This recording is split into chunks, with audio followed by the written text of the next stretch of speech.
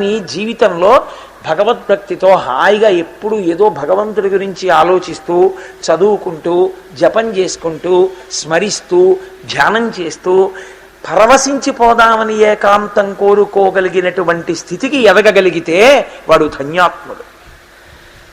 సుఖదుఖముల యందు సమస్థితిలో నిలబడగలిగితే వాడు ధన్యాత్ముడు.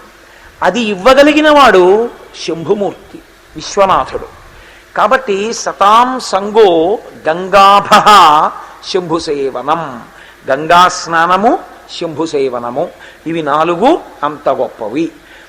మంచిదేనండి. కాశ్యాం వాస అంటున్నారు కదా, కాశీపట్టణంలో ఉండడమే అంత గొప్పది ఎందుకయింది? కాశీపట్టణంలో ఉండడం అంటే ఏం చేయాలి మీరు? కాశీపట్టణంలోకి ప్రవేశించాలి. దీనికి ఒక హద్దు ఉంది. 5 క్రోశములు అని, 5 క్రోశముల దూరం కాశీ. ఇందులోకి రావాలి, పట్టణం లోపలికి రావాలి. వస్తే ఇక్కడ సంకల్పం చెప్పేటప్పుడు అనేకమైన పేర్లు చెప్తారు. మహాశ్మశానే అంటుంటారు. కాబట్టి దీనికి మహాశ్మశానం అని ఒక పేరు వారణాసి పట్టణానికి. ఈ పట్టణం లోపలికి రావాలి. ఏమీ కష్టమా? కలకత్తా వెళ్ళటం లేదా, ఢిల్లీ వెళ్ళటం లేదా, ఇంకో పట్టణం వెళ్ళటం లేదా? కాశీలోకి రాలేవు.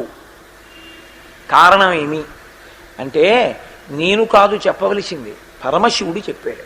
లోకానికి ఎప్పుడైనా